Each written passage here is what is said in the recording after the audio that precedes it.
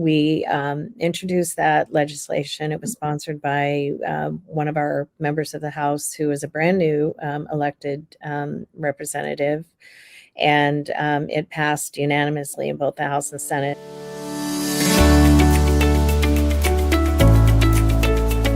Hey, welcome to NGT Talks, and I am super excited to have Sheri call here with the Washington and Trucking Association.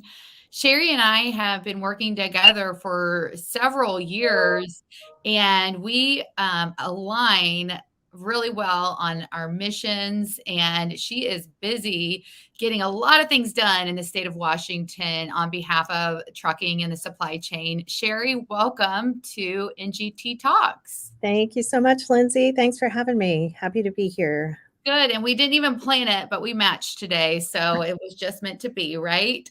Right, right. It's a red Um, day, I guess. yeah, so you were really one of the first trucking associations that I met with and talked with about Next Gen, and you've been really supportive of our efforts. And you guys are doing a ton of stuff in Washington. Tell us a little bit about some of the things that you have been really proud of what you've accomplished this year. Really, this year is building on last year, and out of that conversation that you mentioned with Next Gen, and as you know, we were kind of back and forth on how we can help each other. Obviously, the focus on the supply chain boiled down for the trucking industry and a lot of other industries that are dependent on the trucking industry, hospitality being one, many others. Were concerned with the truck driver shortage and the lack of trucking capacity. So, really building on that, I mean, our legislature had reached out saying, what can we do? And so that was one of the conversations about um, maybe elevating the job of truck driver by offering a first of its kind in our state CDL training grant program. So the state put about $2.5 million into driver training tuition in last year's legislative session, and out of that, I'm really proud to say that it not only allowed some dollars for new drivers or new folks coming into the industry to have some assistance with their tuition, but it also allowed a few programs across the state to get up and running. So now folks that are interested in truck driving as a career have actually more regional access to training, which is just, that is exciting to me. This year, building on that, we had a huge ask of our legislature. Where they settled was to renew this program, the CDL tuition grant program, which includes mechanics, forklift drivers, supply chain support workers, but has put $6 million into that program over the next 2 years. So, I think it just like in the first year, it kind of exponentially grew. And I'm looking forward to seeing what the next 2 years brings, and hopefully hearing a little bit from the industry about the ongoing driver shortage being alleviated just a bit. So. Mhm, mhm. Yeah, and so, that is a really big accomplishment that you guys have been working on for the state of Washington. Have you heard about any other state associations that are also working on some initiatives like that? And what would you say to state association executives and lobbyists who are listening, like what they should do and how they should approach trying to get state funding for the supply chain? Yeah, Washington isn't the only state, and there are other states that are putting very big dollars into driver tuition programs. I can name Ohio, Florida, Texas. I mean, there are states that are already investing in the future of the workforce for the trucking industry. So we're not alone in that regard. And in our case, really, it was just the awareness that a program like this didn't exist, and the support from our legislature to help the industry with one of their biggest needs. So I'm very grateful, honestly, to our legislative members who were supportive of this and helped it move forward. Yeah, so it sounds like within the last few years, obviously with COVID, they had the knowledge of what the supply chain is and what happens when there are failures in the supply chain.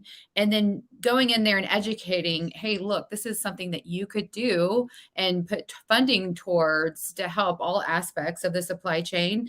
And it took their buy in. But from that, it sounds like they gave you funding the first year and they're increasing your funding. Yeah, absolutely. So it's very exciting, and honestly, these are things that you won't see an impact right away, but I think long term, hopefully, it just sends the message. I think the focus on the industry during the COVID shutdowns and during the pandemic. It's my understanding that our driving schools are full. Obviously, we had a high school program that got up and running in the state, and looking other high schools are looking at doing the same thing. So I think it really helped advance the cause of the industry by illustrating, I guess, for people how what a negative impact it might be if the trucking industry is suffering. So Right. Yeah, it hits on so many, other industries, especially in Washington with logging and agriculture and the hospitality industry. So, being able to put a focus on that just helps so many other industries. How do you feel like education has been, have they been receptive to, helping getting these programs up and running? Oh, absolutely. The grant is administered through our college workforce board, community college workforce board. Um, there's, I mean, the grants benefit both community colleges, public entities, and private entities as well. We were hoping to do a bit more in terms of providing equipment for some of these training programs so that they could really enhance what they offer to students. Remains to be seen if we accomplish that, but we'll keep going.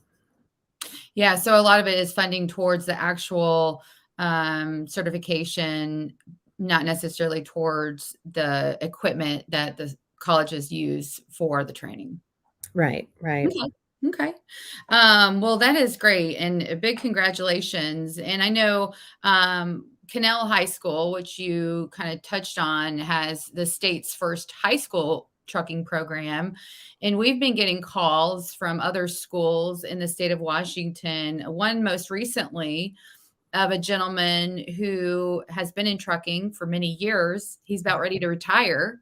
Mhm. And in his retirement, he wants to teach a high school truck driver training class. He's got the high school on board. So I think the snowball effect of getting young people trained in their areas in Washington is really happening. What are your thoughts and perspectives on the high school training programs in Washington?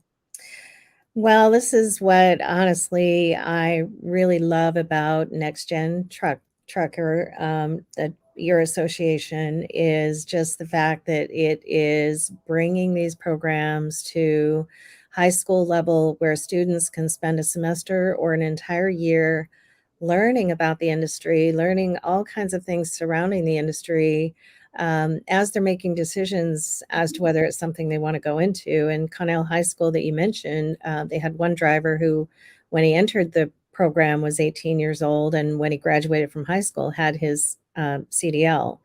And Connell happens to be in a very ag centric part of our state, and where the need is felt most, in especially for the processors Mhm. and growers that are in that area. And I mean, really, it was a very initial conversation in which I involved you and David Dine Mhm. with a college in our local area that was considering starting a CDL training program, and they since decided it probably wasn't right for their particular college. But it was during that conversation that the educator from Connell heard about this program. So honestly, the fact that he had that conversation and within a week told me that he had a program starting up in January, and this was October, November timeframe. So obviously he had been at it for a while, but having that support that you guys were able to offer just tipped it over the edge so that he was able to get the program up and running in his high school. So we're very much appreciative of that and actually happy to hear that others are looking at this as a possibility. We'd love to see it expand, especially in some of the more industrial and rural areas of the state. It just, like I mentioned earlier, expanding regional access to truck driver training, and especially early, is, I think, key for our state. Yeah, and here's the thing. They can have woodworking programs in high school, home ec. There is a lot of different classes. Why can't they have a professional truck driving course and really helping young people understand the industry and seeing, is this something I want to be a part of and have a CDL? And maybe this is my future. One of the things I love about trucking is that it's in every community, whether it's urban Mhm, or rural. And a lot of schools and communities, they want to keep the young people staying within their communities. And mhm, trucking is a great way to do that because there mhm, is trucking in so many locations. So, mhm, just getting the schools to see, hey, maybe, we know you offer a culinary arts program or you might mhm, offer some ag classes. Why don't we add a trucking class onto that and get young people excited about trucking? So I mhm, see Washington as one of the leaders in this across the country, and I'm really excited for all the things that's going on. Um, One of the things that you guys recently started, which I got to join a virtual meeting with last week, was your Technology and Maintenance Council. You guys are hosting informational meetings for your members, and I found it very beneficial. Tell me a little bit about your idea, what this is, and how you guys kind of decided you wanted to start this group.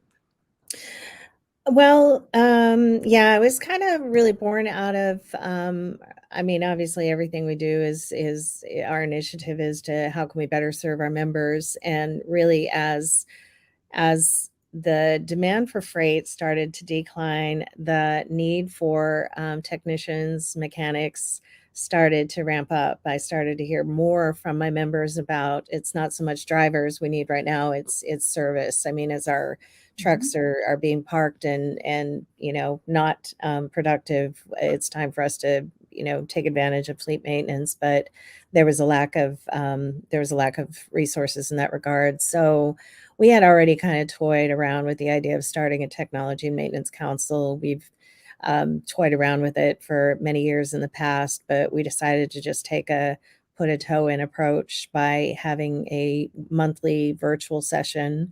We're contracting with an individual who retired after 27 years with Cummins and was associated with the vehicle maintenance and technology institute here in Washington State that has since been defunct for a long time, but he was president of that organization. So it was a good fit for us because he's very familiar with the educational organizations. I think uh, the session that you chimed in was bringing in some of those educational institutions and talking about their programs. So, he's next month in May.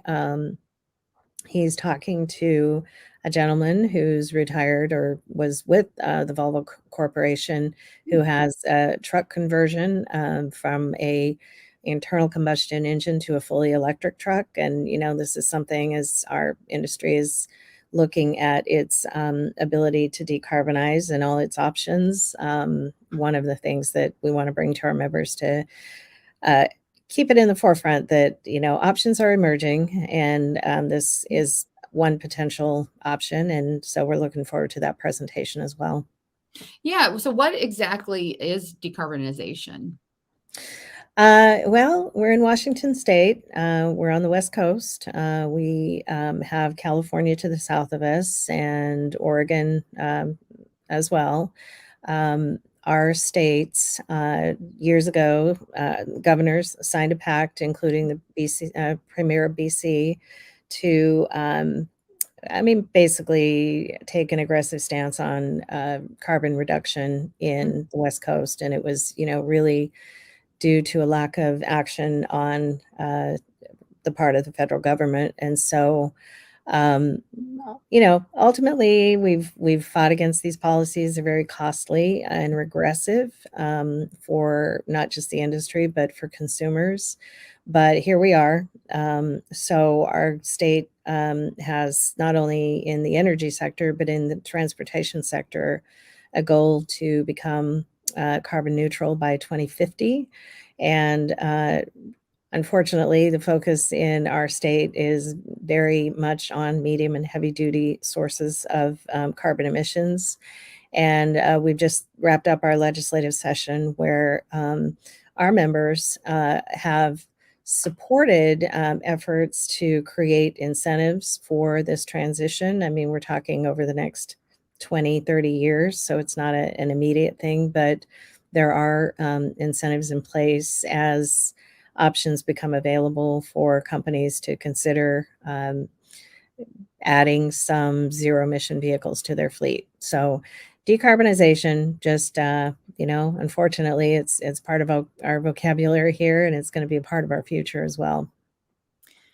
So, you probably saw Andrew Boyle go in front of Congress and give a speech about electric vehicles and, how it doesn't necessarily make sense in a lot of cases. What are your thoughts on what he had to say? I am in 100% agreement with Andrew Boyle and was really glad to see that he had the opportunity to bring the message to members of Congress. There is a workability problem with electric vehicles for the industry, weight and range being one, cost of the vehicles and the lack of infrastructure. These are all very big problems that need to be carefully analyzed and addressed. And then there's, the issue of potential for mandates on the industry. I think the industry, I believe, is the most adaptable industry of any given industry out there. I believe once we have these options available, once we have the infrastructure in place, I don't think there's going to be an issue with folks for the most part adopting zero emission vehicles and moving in that direction. But we're just in a difficult time right now. We're being forced to do something that we feel isn't very well thought out and planned. So I'm in 100% agreement with Andrew Boyle. Yeah, it was really interesting that you say adaptable because we are a very adaptable industry because we've had to be over the years with a lot of mandates put out in front of us and adapting to those. Mhm. But sometimes things just don't make sense, right? They have to make Mhm. sense for us to be able to adapt. And of course, we want decarbonization to happen, but it has to be in a methodical way where that we can keep up with that makes sense for manufacturers to be able to keep up with and infrastructure. And Washington is a big state, right? You're not going to be able to take a load from Spokane to Seattle with what's there. So Right, nor do I think, there is anyone in our dealer network that will sell a person a vehicle, on the premise that it will go from Spokane to Seattle. It's just not feasible at this point. yeah, and also where you're sitting, I mean, you've got some of the really big OEMs that are there engineering these products. And it would seem like you guys have a leg up in terms of being able to produce this, but it just has to be able to make sense and be feasible. Absolutely, workable, feasible, reasonable, and we do have OEMs in our backyard who are innovating like crazy. We're excited for the future. I mean, there's lots of signals that folks across the nation are adopting these vehicles. So we're not saying it's a absolutely not kind of a thing. It is a, just let us decide when we have something that will work for us. Yeah, because there are a lot of fleets that are already adopting electric vehicles. It's just, Mhm. it's a slow process, right? And Mhm. a lot of times it's their lighter medium duty. So Right, that operate within a, a given region or mhm. a given, let's just say, last mile delivery, or our state is heavily looking at the drayage industry, assuming that these Mhm. vehicles are just, operating at a very small range. So that's something that we're going to be looking at over the next couple of years. Yeah, well, that's great, and I really enjoyed sitting in that diesel tech, your, technology and maintenance council meeting, and I really came with something I thought that was really interesting away from that meeting. First of all, it was a really great concept of what you guys have put together, and that is you had 3 different, schools that have diesel programs, and you had those 3 schools on video, and they were talking to the participants about their program. One of the schools had their students sitting in the class listening to the presentation as the teacher came and presented, to the maintenance council. And the thing that I really took away from that was who our biggest competition is to try to get this workforce as an industry. And our biggest competition is the off highway diesel technician companies that want to hire these people for that type of equipment versus on highway, which is what we are. What did you think? Did you pick up on that, or had you already really kind of honed in on that? I did not pick up on that, but it's just like the CDL tuition grant program I talked about. It not only benefits the trucking industry, it benefits construction, it benefits transit, it benefits municipalities. I mean, there's a lot of places, I guess, that need heavy equipment operators, mechanics, and the like. So I think really the theory that we're going with is trying to flood the Mhm. market with CDL holders, and hopefully that pans out into more access or more resources for trucking companies who are looking to hire. Same thing with mechanics. I mean, we're always going to be competing with other aspects that are non-road or off highway or um, but, if we can flood markets with trained and skilled individuals and give those individuals choices on how they conduct their career, where they work, I think it's just all fair, right? Right. And to me it was like I'm like, okay, we as the industry really need to be involved in these programs. Mhm. So we are educating these young technicians saying, I know that you have many options within your career field as a technician, and we want you to consider trucking as an option and come to work for a trucking company or a dealer, and just showcasing the careers that we have in the trucking industry to these diesel technicians. I think is a really exciting thing. An exciting place to be, and I think that we have so many great opportunities. And so I thought that was a really great meeting, and I Mhm. think it would be really cool for other state associations to have those meetings and to really showcase the talent that's coming into the industry and to be a support to the programs out there, right? All of these programs have advisory boards, and they want employers sitting on those advisory boards and being in those meetings, and a lot of the meetings are virtual. Um, and to your point, I was with a class this week of high school CDL students, and 2 of the 11 in this one particular class are were going on to be linemen. Um, Having a CDL, being a diesel tech, they really support a lot of industries that are going to benefit from these programs that we're creating. But we have to stay engaged as an industry to be able Mhm. to get this talent. Yeah, absolutely. And honestly, your point in just showing students what their career options are is very important. It's the same thing back on the conversation with the high school programs. Really, truck driving is just one thing.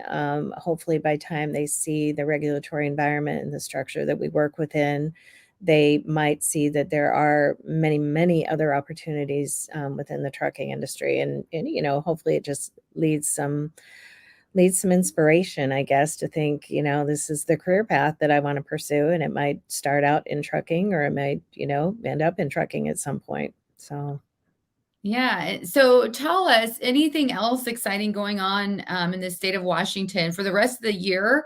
What do you guys have going on? What's your focus?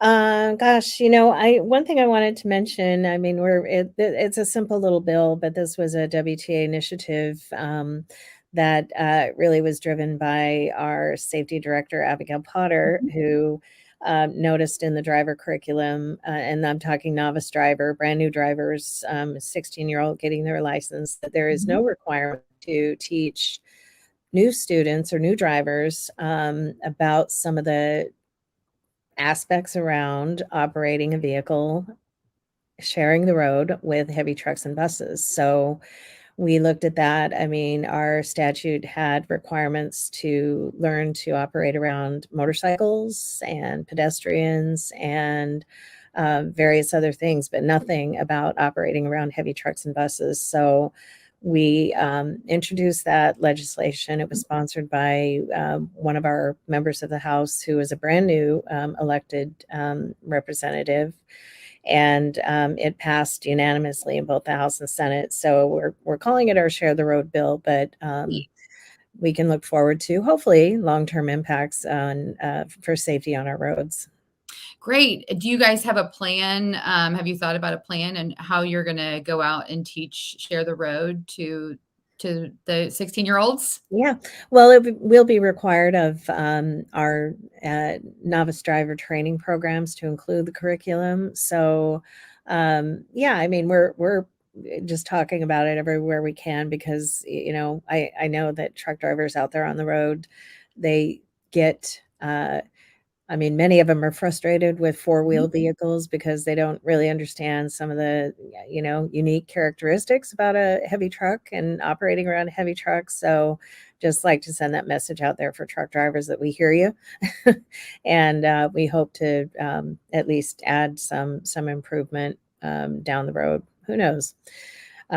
So we would love to be doing some outreach on it. Right now, we're just recovering from session being over, and we'll see where we're going to go from here. It's actually kind of a long timeline to implementation. That was one of the trade-offs. Is it will go into effect in 2024 when our Department of Licensing is in a regular cycle to update their curriculum. So there was no um, cost, added cost to implementing it. So.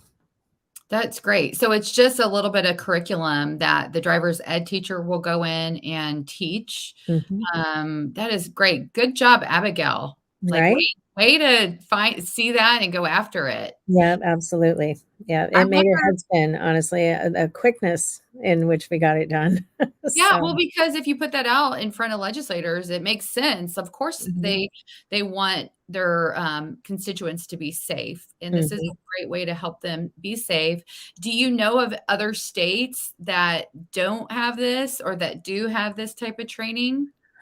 I do not. I would, you know, recommend if anyone hears this and they're interested, I'm happy to provide our language and exactly what we did. If it's not part of your state's curriculum, it's a great thing to pursue. It's a great message to send.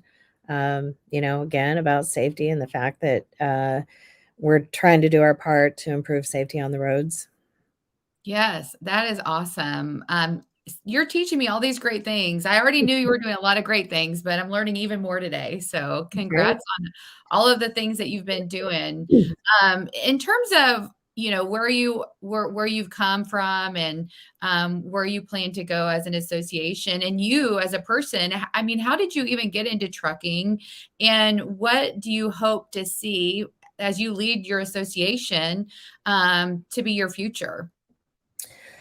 Oh boy, you know, yeah, I came to work for the association in 2003, so I've been here 20 years. I've Oh, been in congrats. Yeah, thank you. I've been in this role since 2016. It's a very broad job that I do, both lobbying for the industry and managing the association and all its functions.